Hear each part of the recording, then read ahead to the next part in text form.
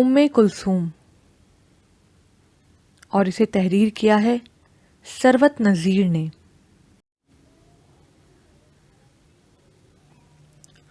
Drawing room میں بڑی دل فریب خوشبو پھیلی ہوئی تھی۔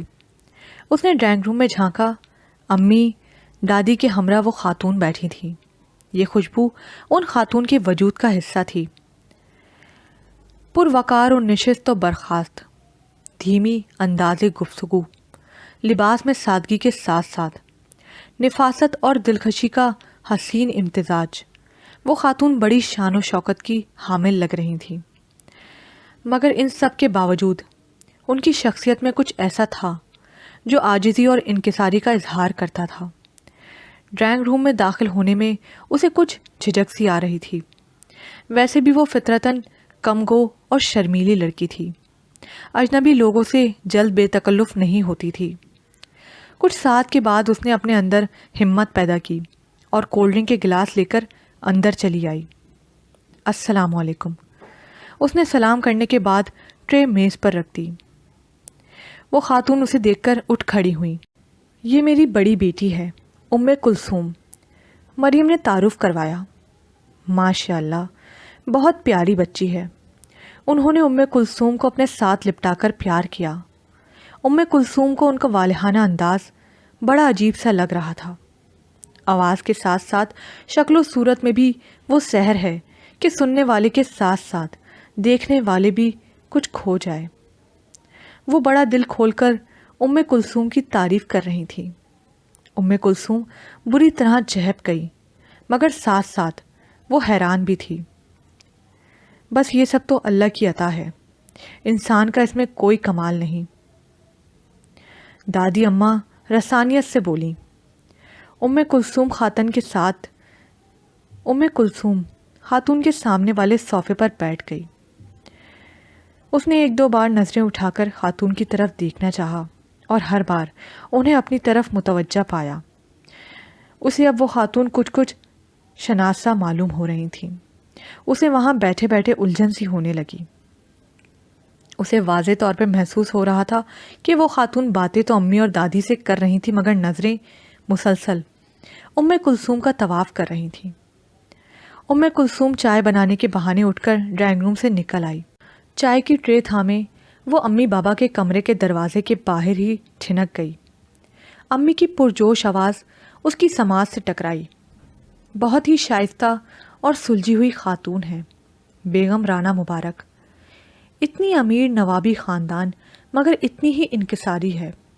ان کی طبیعت میں مجھ سے اور اماں جان سے یوں گھل مل کر باتیں کر رہی تھی گویا برسوں سے جانتی ہوں۔ مگر مریم، یہ لوگ بہت رئیس اور امیر ہیں، ہمارا ان کا تعلق کچھ غیر فطری سا محسوس ہوتا ہے۔ بابا کی پرتفکر آواز آئی۔ کہہ تو آپ درست رہے ہیں، مگر جس چاہت اور محبت سے انہوں نے دستے سوال دراز کیا ہے، میں تو خود بھی الجھن میں پڑ گئی ہوں۔ میں تو ام کلثوم کے لیے… مریم کی آواز رک گئی۔ کیا کہنا چاہتی ہو؟ مجھے تو ام کلثوم کے لیے ہمیشہ سے موسیٰ بہت پسند ہے۔ سچ کہتی ہو، موسیٰ تو مجھے بھی بہت پسند ہے، مگر ہم ساجدہ بہن سے خود سے بات کیسے کر سکتے ہیں؟ عبدالوہاب کی آواز ام کلثوم تک آئی۔ ام کلثوم کو یوں لگا جیسے ایک پل کے لیے اس کا دل دھڑکنا بھول گیا ہو۔ وہاب، ساجدہ کی طرف سے اگر ایسا کوئی عندیہ ہمیں نہ ملا تو اس صورت میں اس رشتے کو گنوانا عقل مندی نہیں ہوگی۔ کہہ تو تم ٹھیک رہی ہو۔ تم بیگم مبارک سے کچھ وقت لو سوچنے کا، میں ان کے بیٹے کے متعلق بھی معلومات حاصل کرتا ہوں۔ ویسے میں ایک بات کہوں، جس شدت سے وہ ام کلثوم کا ہاتھ مانگنے آئی ہیں، مجھے نہیں لگتا کہ وہ ہمیں زیادہ وقت دیں گی۔ ان کو تو بہت جلدی ہے اپنے بیٹے کی شادی کی۔ پھر کیا کیا جائے؟ عبدالوہاب بھی شاید سوچ میں پڑ گئے تھے۔ میرے خیال میں تو اس رشتے کو ہاتھ سے جانے دینا کفران نعمت ہوگا۔ ان خاتون کو بھیجنے سے پہلے ام کلثوم کی کالج کی پرنسپل کا مجھے فون آیا تھا۔ بیگم مبارک ان کے جاننے والوں میں سے ہیں۔ انہوں نے ام کلثوم کو مقابلہ حسن قرات میں قرات کرتے سنا تھا، بس اسی دن سے پرنسپل صاحبہ سے ہمارے متعلق تمام معلومات حاصل کر لیں۔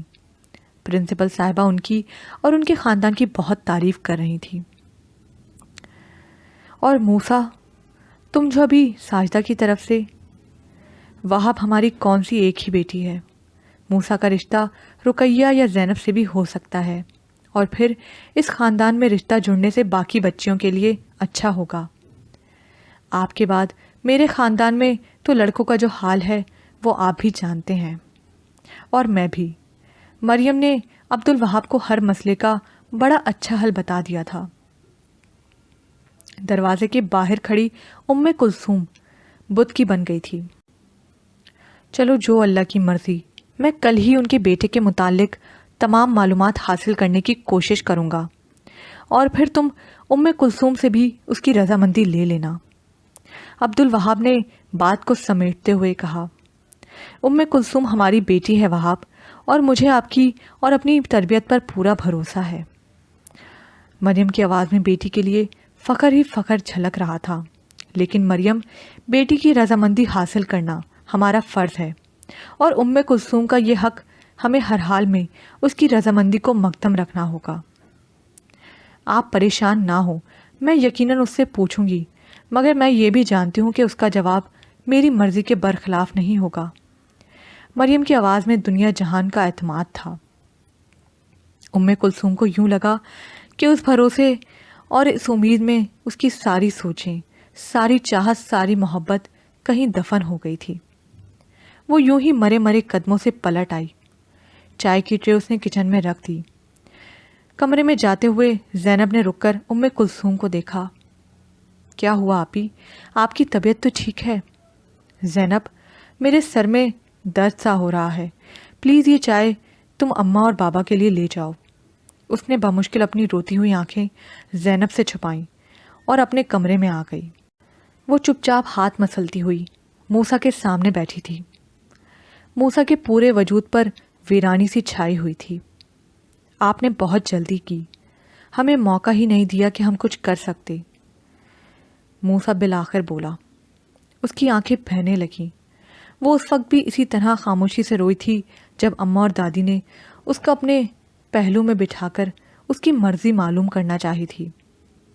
بہت پڑھا لکھا اور صاحب حیثیت لڑکا ہے اماں جان، ام کلثوم بہت بختاور ہے۔ اللہ تعالیٰ اس کو دین اور دنیا کی تمام خوشیاں نصیب کرے۔ ماں باپ کو اس کی جانب سے ہمیشہ سکون اور اطمینان کی ٹھنڈی ہوائیں ملی، دادی اماں دعا دے کر بولی۔ وہ بہتی آنکھوں کے ساتھ ان خوشگمان خواتین کے درمیان بیٹھی تھی، اور آج وہ موسیٰ کے سامنے بیٹھی تھی۔ بڑے عرصے کے بعد وہ آج پڑھنے آئی تھی، اور موسیٰ جو اس سے بدگمان ہو رہا تھا، میں تو خود اپنے لیے کچھ نہ کر سکی۔ ام کلثوم دھیرے سے بولی، آپ جانتی تھی نا، مجھے لگتا تھا کہ میں آپ کو بتا چکا ہوں کہ میں۔ موسیٰ خاموش ہو گیا۔ آپ کے بتانے اور میرے جان لینے سے کیا ہوتا ہے؟ ہوتا تو وہی ہے جو ہمارے نصیب میں لکھا جا چکا ہے۔ میری غفلت کو، کوتاہی کو نصیب کا نام مت دیں۔ مجھ سے ہی دیر ہو گئی، میں نے سوچا ہی نہیں تھا کہ کبھی ایسا بھی ہو سکتا ہے۔ امی بھی بہت افسردہ اور پریشان ہیں۔ کاش آپ نے یہ سب ہونے سے پہلے مجھے ایک دفعہ، صرف ایک بار آگاہ کر دیا ہوتا۔ ام کلثوم کے آنسو اس کے گالوں سے بہنے لگے۔ اس نے کتنی بار چاہا کہ وہ موسیٰ کو اس تمام صورتحال سے آگاہ کر دے، مگر ہر بار اماں اور بابا کا اس پر مان اور ان کے درمیان ہونے والی گفتگو آڑے آ جاتی۔ سب والدین اپنے بچے کے لیے بہترین مستقبل چاہتے ہیں۔ چچا جان نے اگر آپ کا رشتہ وہاں کیا ہے تو غلط نہیں کیا۔ ام کلثوم اٹھ کھڑی ہوئی۔ موسیٰ کمرے میں کھلی کھڑکی کے پاس منہ موڑے کھڑا تھا۔ میں اب شاید پڑھنے نہ آ سکوں۔ ام کلثوم کی رندی ہوئی آواز موسیٰ تک آئی۔ گویا میں اب آپ کو دوبارہ نہ دیکھ سکوں گا اور نہ سن سکوں گا، موسیٰ منہ موڑے ہی بولا۔ ام کلثوم خاموش سر جھکائے کھڑی رہی۔ اور میری فرمائش کا کیا ہوگا؟ وہ بھی شاید اب کبھی پوری نہیں ہوگی۔ آئی ایم سوری موسیٰ، آپ کی فرمائش پوری کرنا میرے اختیار میں نہیں، میں چلتی ہوں اب۔ ام کلثوم جانے کے لیے مڑی۔ موسیٰ جو کھڑکی کی طرف منہ موڑے کھڑا تھا، اس میں ہمت نہ تھی کہ وہ جاتی ہوئی ام کلثوم کو دیکھ پاتا۔ خدا حافظ موسیٰ۔ کتنی دیر وہ وہیں کھڑا رہا۔ کمرے میں بے انتہا خاموشی تھی، بس اس کے ناکام دل کی دھڑکن تھی جو پکار رہی تھی کہ اس کے دل میں بسنے والا جا چکا ہے۔ تم ہمارے کسی طرح نہ ہو پوئے، ورنہ دنیا میں کیا نہیں ہوتا۔ اس نے گھونگھٹ کی اوٹ سے کمرے پر نظر ڈالی جہاں پر ابھی کچھ دیر پہلے اس کی ساس بیگم رانا مبارک اور کچھ دوسری خواتین شوخ و چنچل لڑکیاں اسے بٹھا کر گئی تھیں۔ کمرے میں ہلکی ہلکی خنکی اور بھینی سی خوشبو پھیلی ہوئی تھی۔ وسیع و عریض بیڈ روم بڑی نفاست سے سجا ہوا تھا۔ ہر شے صاحب خانہ کے ذوق اور امارات کا منہ بولتا ثبوت تھا۔ ام کلثوم کچھ دیر اس گھر کا موازنہ اپنے چھوٹے سے گھر سے کرتی رہی۔ گو کہ ام کلثوم کا شمار بہت کھاتے پیتے خاندان سے نہ تھا، مگر وہ اپنی حیثیت میں رہتے ہوئے اچھی زندگی گزار رہے تھے، یا شاید یہ ان کے ماں باپ کی تربیت تھی کہ انہوں نے اپنی خواہشات کو بہت محدود کر رکھا تھا۔ سب کے دلوں میں صبر اور قناعت تھی، لیکن یہاں آ کر اسے اندازہ ہو رہا تھا کہ دولت اور امارات انسان کی حیثیت مرتب کرنے میں اہم کردار ادا کرتے ہیں۔ شادی میں سب ملنے ملانے والے ام کلثوم کی قسمت پر رشک کر رہے تھے کہ وہ اتنے رئیس خاندان کی بہو بننے جا رہی ہے، مگر ام کلثوم کے دل میں کوئی فخر و انبساط کے جذبات نہیں تھے۔ اس نے زندگی کو کبھی اس انداز سے لیا ہی نہیں تھا۔ اس کے نزدیک انسانوں کی اہمیت زیادہ تھی۔ دروازہ ہلکی سی چرچراہٹ کے ساتھ کھلا اور پھر بند ہو گیا۔ بیڈ پر بیٹھی ام کلثوم کو لگا کہ ایک لمحے کو اس کا دل دھڑکنا بھول گیا ہو۔ خوشبو میں بسا 3 پیس سوٹ میں بلبوس وہ وجود اس کے بے حد قریب بیڈ پر آ کر نیم دراز ہو گیا۔ شادی کا یہ فضول سا سلسلہ بے حد تھکا دینے والا ہوتا ہے نا؟ I am so tired and sick of all this۔ ام کلثوم دم ساندھے بیڈ پر بیٹھی تھی۔ اب کی بار اسے کچھ عجیب سی ناگوار مہک کا احساس ہوا۔ اس نے کونی اپنے سر کے نیچے ٹکائی اور دوسرے ہاتھ سے گھونگھٹ کو پیچھے کیا۔ وہ بے حد تنقیدی انداز سے ام کلثوم کا جائزہ لے رہا تھا۔ ممی نے تمہاری تعریفوں کے اتنے پل باندھے تھے کہ سن سن کر میرے کان پک گئے تھے۔ ویسے ممی کچھ غلط نہیں تھیں۔ نہال نے کچھ عجیب سے انداز سے اس کی تعریف کی۔ میری طرف دیکھو، وہ حکم دے کر بولا۔ ام کلثوم نے ایک ساتھ نظریں اوپر اٹھائیں۔ نہال کی نظروں کی تپش سے فوراً ہی اس نے آنکھیں جھکا لیں۔ مجھے یقین ہے کہ تمہیں بھی مجھے دیکھ کر مایوسی نہیں ہوئی ہوگی۔ Am I right؟ وہ ہلکا سا ہنس کر بولا۔ ام کلثوم کے اندر عجیب سے جذبات کا طوفان موجود تھا جس میں وہ ڈولتی پھر رہی تھی۔ آج اسے احساس ہوا کہ عورت کا دل کس قدر وسعت کا حامل ہوتا ہے کہ دوسرا منظر نامہ بڑی آسانی سے اس کی وسعت میں سما جائے۔ ہاتھ آگے کرو۔ ام کلثوم نے اپنا خالی ہاتھ اس کی جانب بڑھا دیا۔ نہال نے ایک مخملین ڈبیا میں سے 2 کنگن نکال کر اس کے ہاتھ میں پہنا دیے۔ وہ کچھ دیر اس کا ہاتھ پکڑے رہا۔ ام کلثوم کے پورے وجود میں سنسناہٹ سی دوڑ گئی۔ تم خوبصورت ہو، بالکل بے داغ۔ وہ اس کے گورے ہاتھ کو الٹ پلٹ کر بولا۔ بقول ممی کے بیوی کو ایسا ہی ہونا چاہیے، خوبصورت، اور کیا کہتے ہیں، خوبصیرت۔ نہال اٹھ کر بیٹھ گیا۔ تم کچھ بولتی نہیں ہو؟ وہ اپنی ٹائی کی گرہ ڈھیلی کرتے ہوئے بولا۔ ممی کہہ رہی تھی تمہاری آواز بہت اچھی ہے، تم بہت اچھا گاتی ہو۔ نہال پر اشتیاق انداز سے بولا۔ مگر میں تو گاتی نہیں ہوں۔ ام کلثوم گھبرا کر بولی۔ امیزنگ، واقعی تمہاری آواز بہت اچھی ہے۔ نہال نے بے ساختہ تعریف کی۔ کلثوم جھینپ سی گئی۔ کچھ گا کر سناؤ، وہ پھر سے حکمیہ انداز سے بولا۔ کلثوم نے گھبرا کر اس کی جانب دیکھا۔ نہال دوبارہ سے بیٹھ پر اس کے سامنے نیم دراز حالت میں لیٹ چکا تھا۔ نہال کی شخصیت بڑی بھرپور اور وجی تھی۔ سلکی بال بڑی نفاست سے بنے ہوئے تھے۔ اس میں ہر وہ خصوصیت تھی جو کسی بھی آئیڈیل مرد میں ہو سکتی ہے۔ مگر مجھے تو کوئی گانا نہیں آتا، کلثوم بے چارگی سے بولی۔ دیٹس فنی، یہ کیسے ہو سکتا ہے کہ تمہیں کوئی گانا نہ آتا ہو؟ تمہیں دیکھ کر تو مجھے بہت سے گانے یاد آنے لگے ہیں۔ وہ کلثوم کی طرف جھک کر بولا، ہم تم ایک کمرے میں بند ہوں اور چابی۔ وہ ہنس کر بولا۔ کلثوم کو پھر سے وہی ناگوار مہک محسوس ہوئی۔ کلثوم کی خاموشی سے تنگ آ کر وہ جھٹکے سے اٹھ کھڑا ہوا۔ اس نے کوٹ اتار کر صوفے پر پھینک دیا۔ کلثوم، ایک بات میں واضح کر دوں، مجھے انکار یا اسے رد ہونا پسند نہیں ہے۔ آئی ہوپ کہ تم اس بات کا خیال رکھو گی۔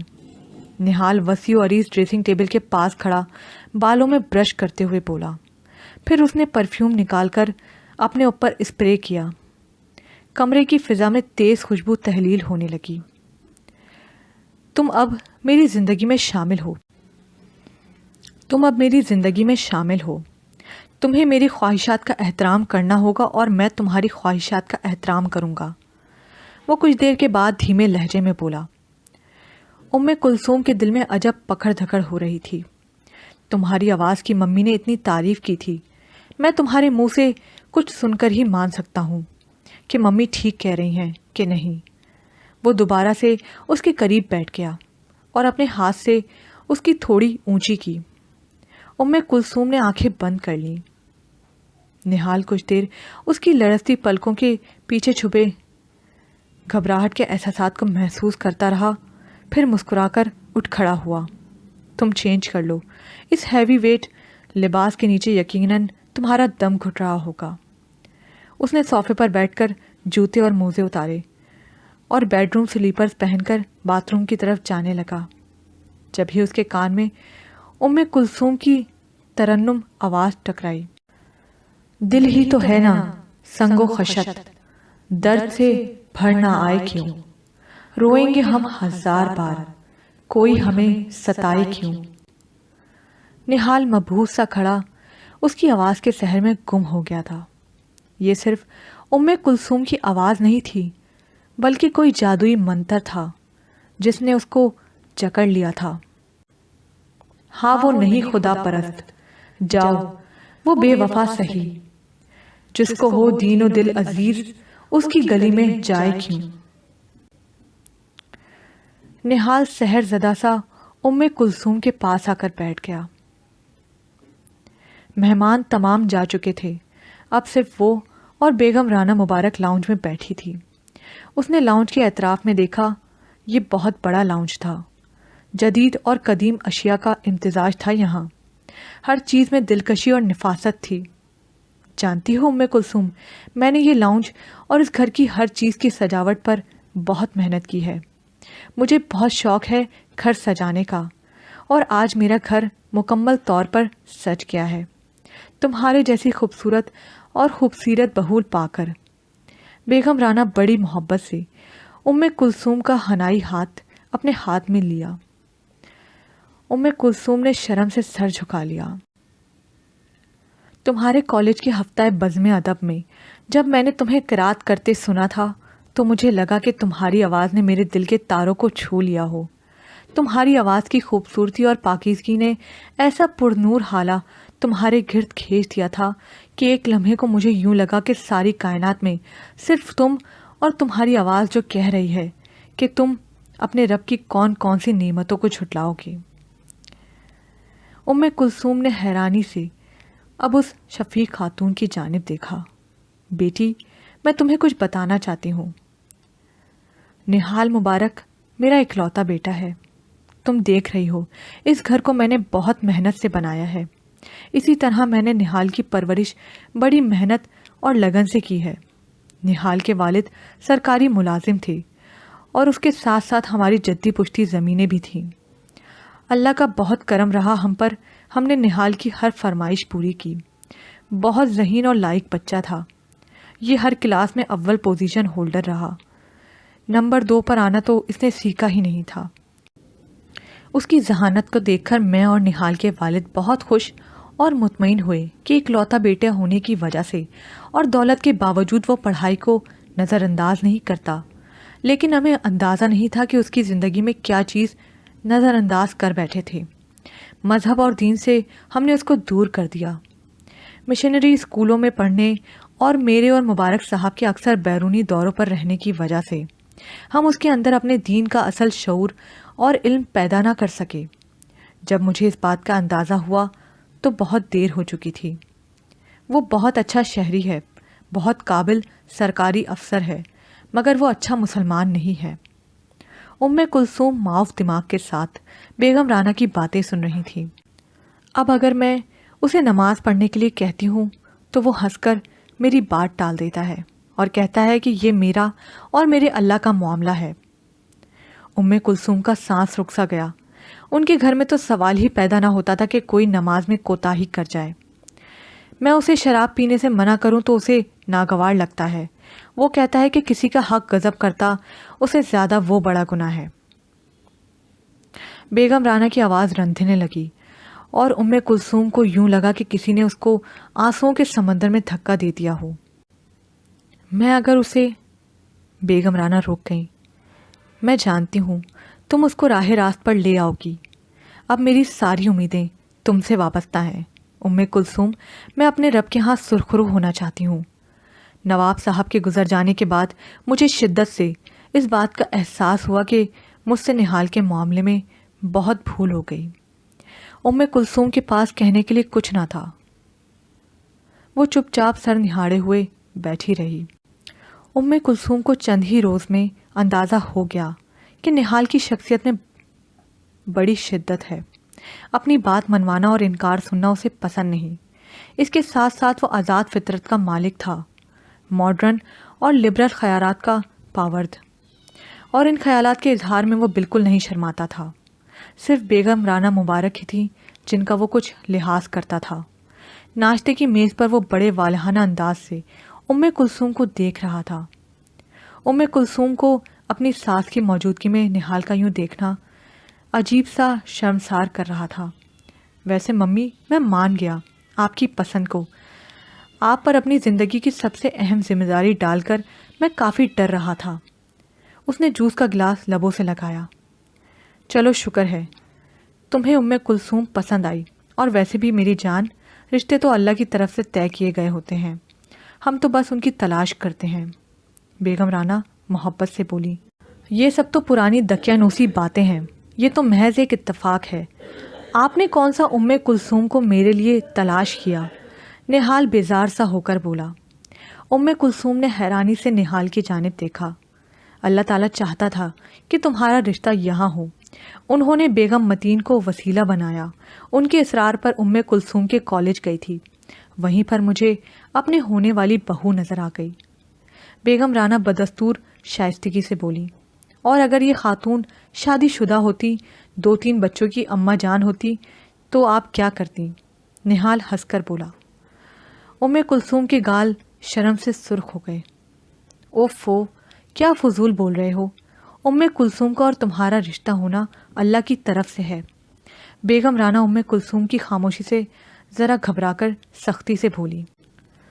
ہر بات میں ہم اللہ کو خوامخواہ زحمت دیتے ہیں، حالانکہ اللہ تعالیٰ کو چاہیے تھا کہ کلثوم کو ویسا ہی کوئی دیندار شوہر ملتا اور مجھے میرے جیسی کوئی آزاد خیال بیوی ملتی۔ انصاف کا تقاضا تو یہی ہے نا، کیوں کلثوم؟ نہال مزہ لیتے ہوئے بولا۔ جی۔ کلثوم نے گھبرا کر اپنی ساس کی جانب دیکھا۔ ہر کام، ہر فیصلے، ہر بات میں اللہ تعالیٰ کی کوئی مصلحت ہوتی ہے۔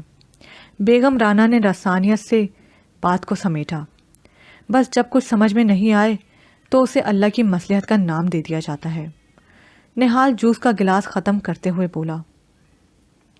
لیکن ممی، ایک بات ہے کہ آپ کی بہو گاتی بہت اچھا ہے۔ وہ گانے نہیں گاتی، میں نے اس کی قرات سن کر ہی تو ام کلثوم کے حق میں فیصلہ دیا تھا۔ بیگم رانا تصحیح کرتے ہوئے بولی،